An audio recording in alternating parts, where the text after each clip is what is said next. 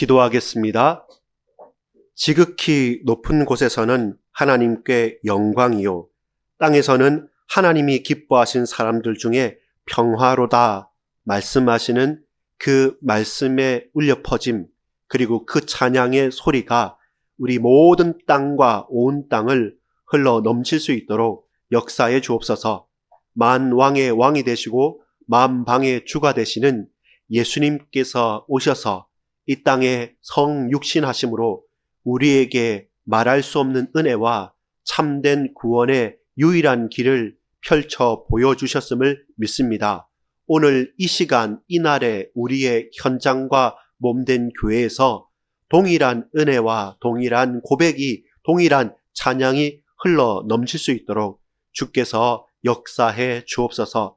우리 가슴팍에, 우리의 현장과 우리의 무릎과 우리의 손발에 수많은 상처와 곤고함과 긴장됨과 갈등이 심히 많사오니 주께서 악물었던 이 일을, 입술을 풀게 하시고 하나님께 욕과 악이 아닌 찬양이 되게 하시고,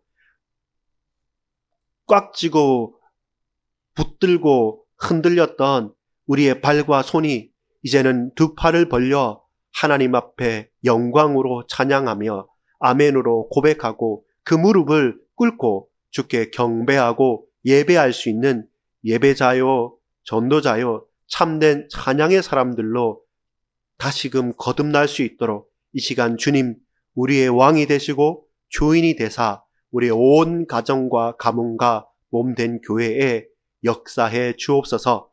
믿습니다. 감사드립니다. 높은 곳에서 낮은 데로 임하신 우리 구주 예수 그리스도의 이름으로 간절히 기도 올리옵나이다. 아멘. 여러분, 성탄절 메리 크리스마스입니다. 가장 복된 이날 우리가 함께 즐거워하고 고백하고 찬양할 수 있는 이유들을 발견해 보기를 소망합니다. 제목은 예수 그리스도 그 예언과 약속의 성취입니다. 크게 봐서는 이 예수님 그 이름 자체가, 그 그리스도라는 그 직분 자체가 약속하셨고 예언됐던 그 말씀의 성취자요, 주인공이요, 그리고 그 완성자로 오셨습니다. 근데 그 예수님이 과연 지금 이 시간에 저와 여러분과 무슨 상관이 있느냐, 그리고 그 이름이 2000년 전에 오셨던 그 역사상의 인물이 과연 지금 이때까지 수많은 사람들이, 저 모슬렘 국가까지 왜 12월 25일 크리스마스라 하면서 어떤 곳은 쉬기도 하고 또 공휴일이 되기도 하느냐. 우리나라는 국교가 아니지만 부처님 오신 날도 그렇지만 또 크리스마스는 이렇게 공휴일입니다. 그리고 저보다, 여러분보다 불신자 청년 대학생들이 크리스마스 이브 때는 더 재밌게 놉니다. 왜 그렇습니까? 그 잘못된 겁니까? 라고 물어보면 그렇지는 않습니다.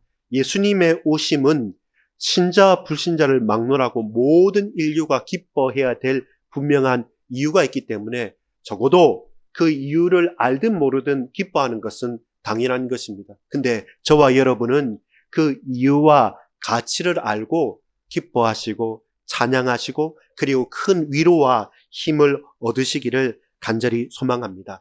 여러분, 예수님께서 이 땅에 육신의 몸을 입고 오실 이유가 무엇입니까?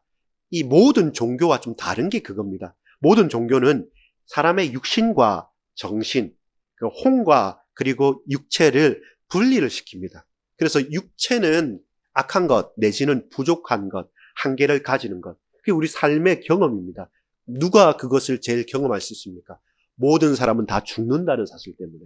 그리고 그 죽음의 두려움이란 것과 생로병사, 병듦의 아픔 때문에 사람들은 두렵고 또 고통스럽기 때문에 육체를 가지고 있는 이상 모든 사람은 꿈꾸는 겁니다. 무엇을? 불로 늙지도 않고 불사 죽지도 않는 것.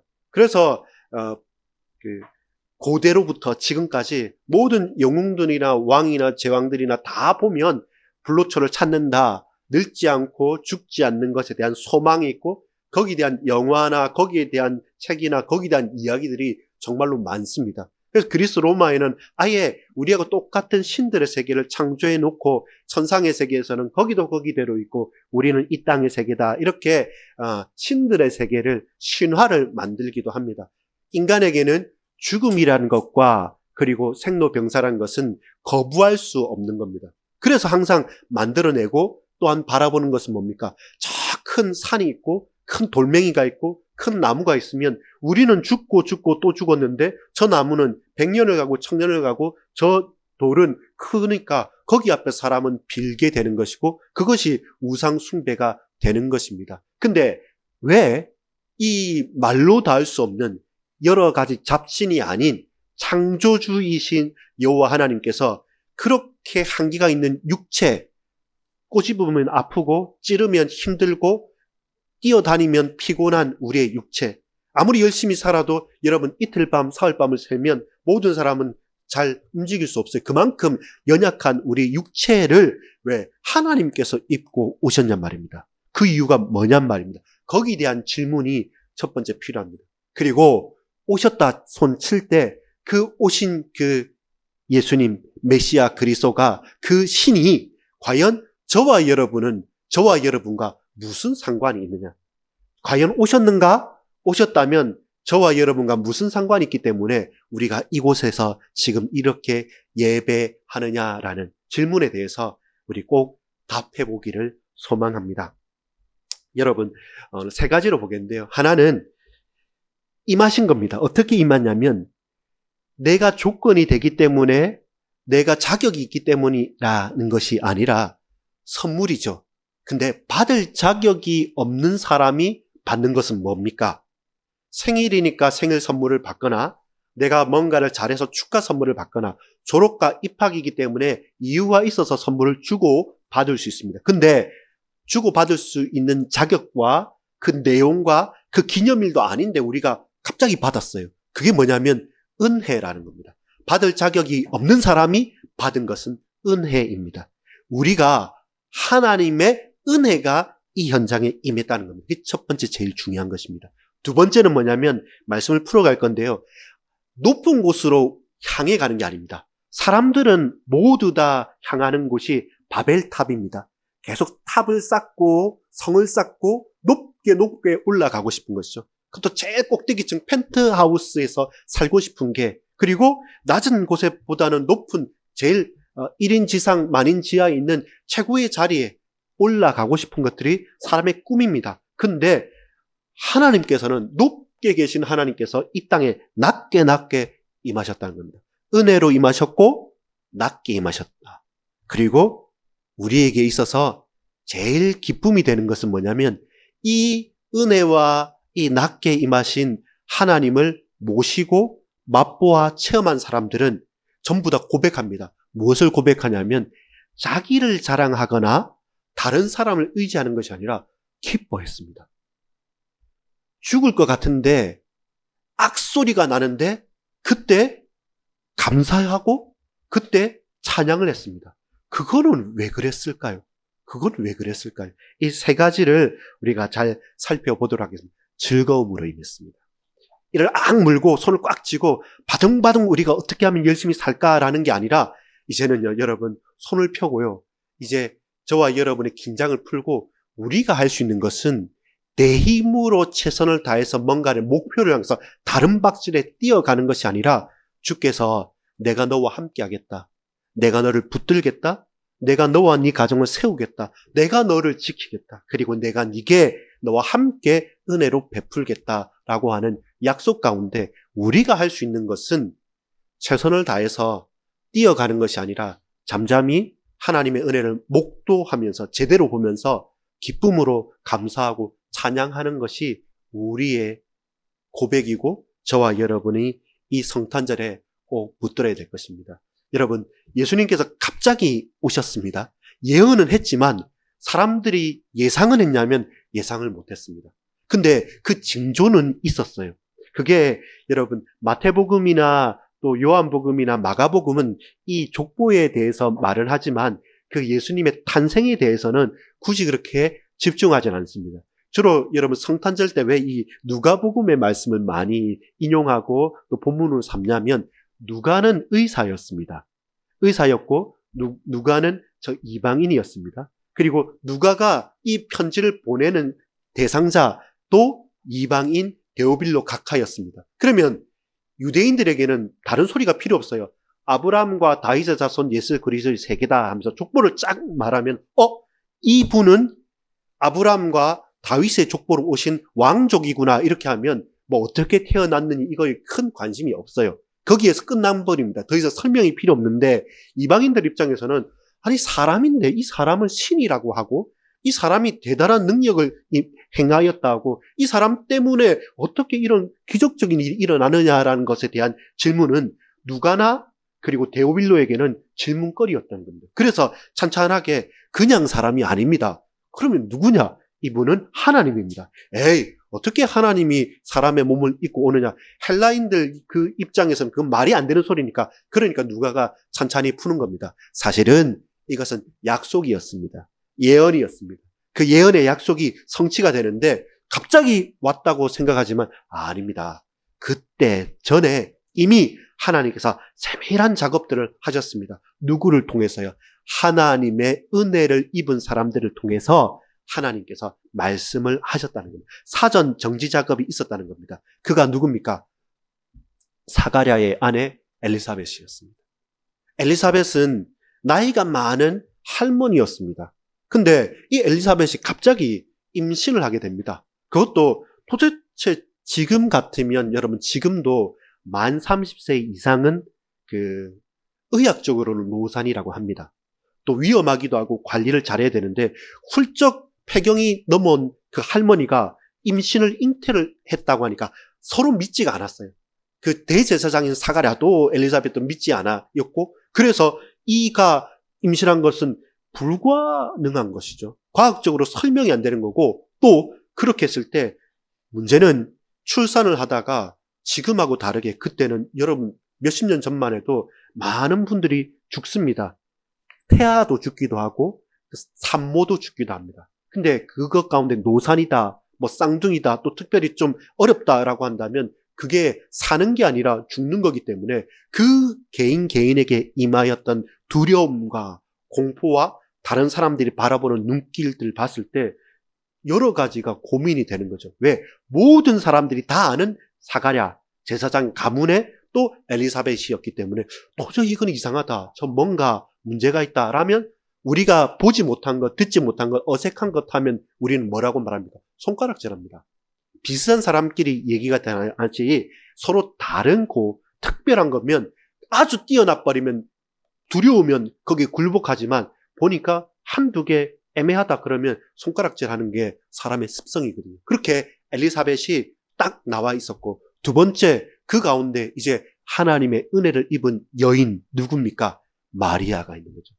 마리아에게는 수태고지 천사가 나타나서 네가 성령으로 말미암아 잉태를 될 거라는데 난 남자를 알지도 못하고 나는 요셉과 정혼해서 약혼녀이기 때문에 만약에 내가 약혼한 상태에서 그 남자가 아닌 다른 사람의 아이를 잉태를 했다, 임신했다 그러면 모세 율법 가운데 돌로 쳐서 죽임을 당하는 거기 때문에 어떻습니까? 그건 죽어야 되는 거예요. 그러니까 받아들이기 힘든 거예요. 과학적으로 내가 할 수 없는 것, 불가능한 것과 받아들이기 힘든 일들과 막 섞여 있는 거죠. 엘리사벳은 불가능한 일 가운데 내게 임했던 것이고 또 마리아는 두렵고 해서는 안 된 불가능한 것뿐만 아니라 해서는 안 될 불법적인 것을 받아들이라는 겁니다. 근데 너무 생생하고 생경한 것이고 그 천사의 메신저를 받았을 때 둘 다 깜짝 놀라게 되죠. 여러분 잘 들어보십시오. 왜 이 여인들이 중요하냐면 그 당시는 말라기 이후로 우리 이번에 에스라 느헤미야 봤지 않습니까? 그 이후로 더 이상 하나님의 이상과 말씀이 있었냐면 없었던 때입니다. 그 대단해 보이는 제사장들이나 선지자들이나 왕들이나 지도자들에게 하나님의 말씀이 나타나고 이상이 보여지지 않는 깜깜한 시대가 400년 동안이나 계속되고 있었단 말입니다. 그런 가운데 그 할머니 엘리사벳에게 그 처녀 마리아에게 아무도 주목하지 않는 여자들 2명에게 하나님은 하나님의 일을 그들에게 알리신 것입니다. 그가 누굽니까? 하나님의 은혜를 입은 자들입니다. 예수님은 어떻게 임합니까? 은혜로 임하는 겁니다. 내가 자격이 있고 내가 힘이 있고 내가 능이 있고 그러할 만한 사람에게 임하는 것이 아니라 사실은 불가능한 사람한테, 사실은 불법적이어서 죽음의 위기 앞에 서할 그 가운데 임하는 겁니다. 여러분 혹시 나에게, 여러분에게, 우리에게 불가능하다고 생각되는 일들이 펼쳐져 있습니까? 아니면 이러면 죽겠다, 이러면 망하겠다, 이러면 너무나도 힘겹다, 내가 감당하지 못하고 내가 도저히 받아들일 수 없는 그 탁 문 앞에, 벽 앞에 우리가 서 있습니까? 그런 우리에게 누구도 몰라줄 것 같고 아무도 해결해 주지 않을 것 같죠. 근데 바로 그때 하나님의 은혜가 여러분에게, 저에게, 우리에게 임하는 겁니다. 엘리사벳에게 임했던 것처럼, 마리아에게 임했던 것처럼 지금 오늘 저와 여러분에게 하나님은 은혜로 임하시는 겁니다. 두 번째, 근데 어디에서요? 할 수만 있다면 헤롯 대왕이 엄청 머리 좋고 수완 좋고 똑똑한 사람입니다. 성전 성벽이 무너졌으니까 헤롯은 그것을 천천히 지으면서 모든 유대인들의 마음과 생각을 다 집중시켰던 대단한 사람이었거든요. 그렇게 성전에, 저기 그 대통령실에, 청와대, 백악관에 우리가 봤을 때 막상 임할 만한 좋은 곳에 임한 것이 아니라 어디에 임합니까? 구유에 임하는 겁니다. 외양간에 임하는 겁니다. 오늘 본문 2장 1절부터 보면 마침 이때가 어느 때냐면 호적하라고 해서 지금처럼 전산화 작업이 되어 있는 게 아니라서, 호적하라라는 말은 인구를 조사해라라는 말이잖아요. 그러면 뭐와 관계되겠습니까? 세금하고 관계되기 때문에 거부할 수 있는 게 아닙니다. 유대인들도 속국이지 않습니까? 그러니까 로마 황제가 자, 가서 호적하십시오. 자, 인원 체크해라. 이렇게 하면 유대인들은 각자 지파가 있기 때문에 각 지파에 가는 때 이 요셉은 유대 사람이고 베들레헴 출신이거든요. 거기 가서 호적을 하는 겁니다. 지금 있는 이 나사렛에서부터 150km나 되니까, 지금 말해서 150km죠. 임신을 한 마리아와 동행을 하면서 산딸이 가까운 임신한 마리아와 150km를 어떻게 갑니까? 옛날에 저희 혜경이, 혜민이 혜은이 쌍둥이들을 제처가 잉태했을 때 보니까 막달 되니까 커서 잘 못 움직입니다. 쉽지가 않은데 그 산딸이 된 아내를 데리고 150km를 걸어가는 게 쉽지 않은 거죠. 그 쉽지 않은 길을 걸어가서 왜 하필 이때 인구조사를 하고 이때 호적을 하냐 싶지만, 그것조차도 미가서에 보면 베들레헴, 하나님의 떡집, 내가 생명의 떡이라 이렇게 요한복음 6장에 말씀한 것처럼 그 모든 하나의 것들이 실수인 것 같고 다른 사람의 의도인 것 같지만 전부 다 하나도 빠짐없이 말씀을 이루어가는 부분이죠. 그래서 하나님의 말씀은 어디로 향하고 어디로 임합니까? 낮은 곳으로 임해요. 가다 보니까 이분들이 늦게 가기도 하고 더디 가기도 하고 그렇게 능력이 있거나 돈 있는 사람도 아니다 보니까 들어갈 만한 여관도 없는 겁니다. 여관도 없고, 그리고 어찌할 수 없어서 아이는 이렇게 나오려니까 한 집에 누추한 곳에 우리 지금 이렇게 산모가 몸을 풀어야 되니까 어찌하겠습니까? 라고 말할 때 유대인들은 그 방이 크게 세 칸입니다. 하나는 뭐냐면 주인집, 주인이 있는 곳이 있고 항상 그 나그네와 객들을 환대하기 때문에 제일 안쪽 혹은 이렇게 옆으로 올라가는 2층에 보면 주인집이 있고 그 밑에 칸에 혹은 옆에 칸에 조그맣게 손님 방이 있어요. 그리고 하나의 칸이 있는데 이건 칸이라고 할 거 없이 뭐냐면 그 짐승들의 집이 짐승 우리가 있는 겁니다. 그 주인집도 다 차 있고 손님 방도 다 차 있으니까 그냥 칸만 지어놓은, 집안에 딱 들어오는 칸만 지어 있는 그 구유에 놓이는 겁니다. 마구간은 아닙니다. 외양간입니다. 마구간은 말이 있는 건데 말 타고 다니는 사람은 부자들이고 이건 외양간입니다. 구유가 있는 겁니다. 그렇게 구유의 낮은 곳에 임했던 거고, 동시에 오늘 본문에 읽었듯이 이 기쁨의 소식을 누구에게 임합니까? 헤롯 대왕에게도 다른 사람에게도 임하지 않고, 자, 좁고 음침하고 어려운 외양간에 임했죠. 그 다음에 바깥에 외양간이 어딘가? 들판에 임하는 거죠. 안으로나 밖으로나 높고 화려한 곳은 아닌 거죠.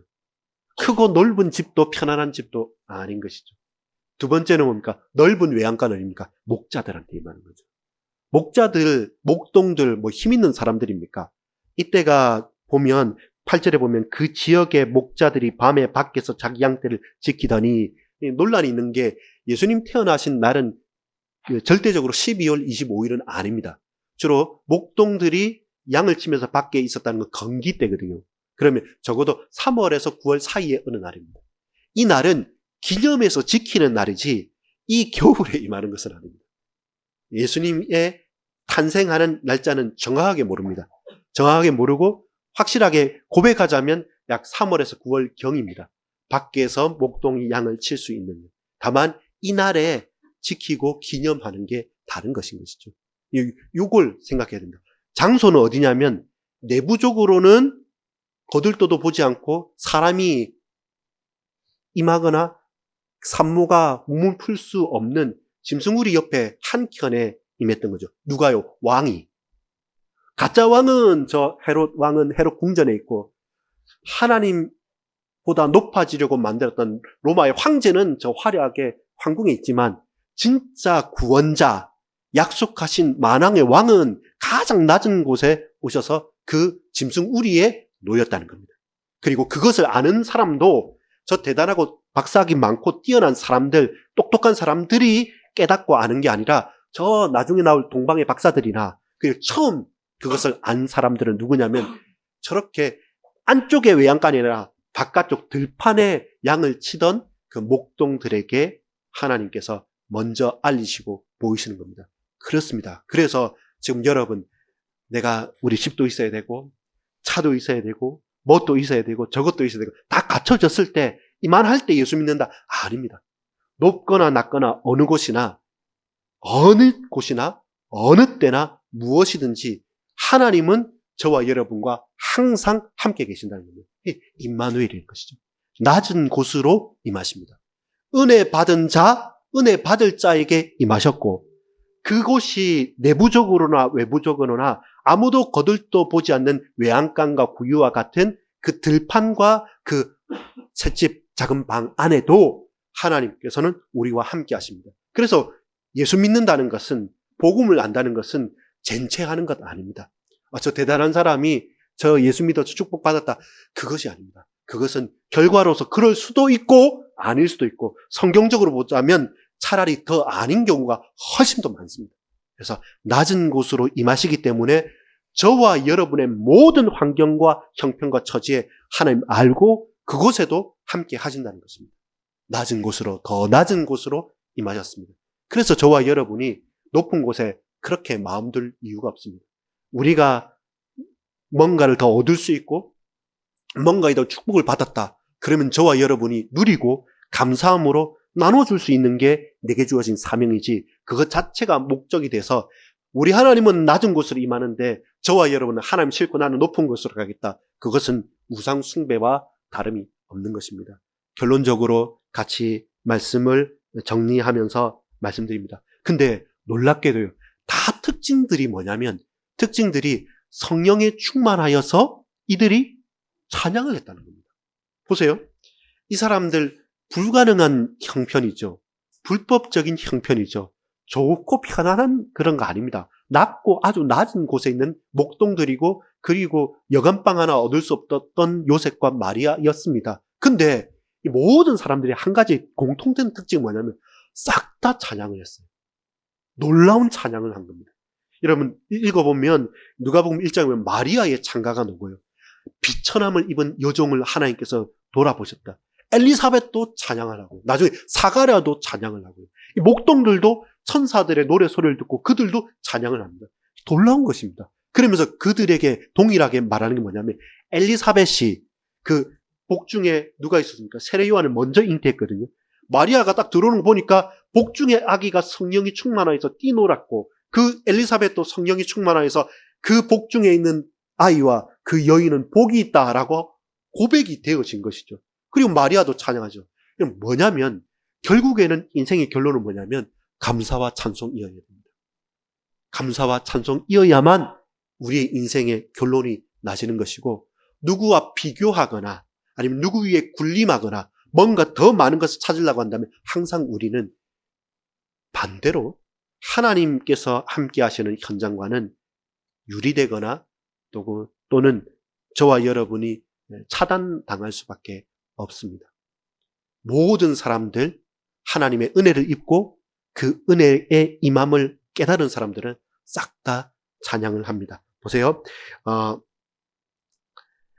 그들은 두려워합니다. 10절에 보면 9절에 주의 사자가 곁에 서고 주의 영광이 그들을 두루 비추며 크게 무서워하는지라. 우리가 어색하고 예상치 못하고 뭔가 내 자격이 없을 때 우리는 두려워하고 거부하지만 근데 이 이유를 깨닫게 됩니다. 천사가 이르되 무서워하지 말라. 내가 온 백성에게 미칠 큰 기쁨의 좋은 소식, 복음의 소식을 너희에게 전하노라. 그 메시지가 뭡니까? 구주가 나셨으니 곧 그리스도 주시니라. 누구에게요? 하나님의 은혜를 받은 이 목동들에게. 누구예요? 가장 낮은 곳에 있는 그 목동에게. 그러면 저와 여러분에게 하나님께서 은혜로 그리고 내 형편 처지에 맞게 우리에게 이 기쁜 소식을 말씀하지 않겠습니까? 이 기쁜 소식을 들려주지 않겠습니까? 이 기쁜 소식에 우리는 제외되겠습니까? 결단코 그럴 수 없다는 겁니다.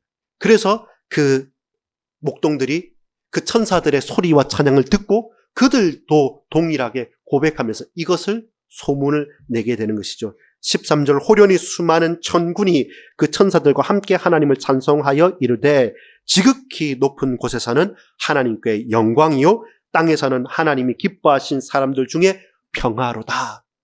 평화로다 고백하는 겁니다. 여러분 예수님께서 육신의 몸을 입고 오신 이유 그리고 그 사실이 저와 여러분과 무슨 상관이 있느냐라고 할 때 나는 여러분들은 하나님의 은혜를 입었습니다.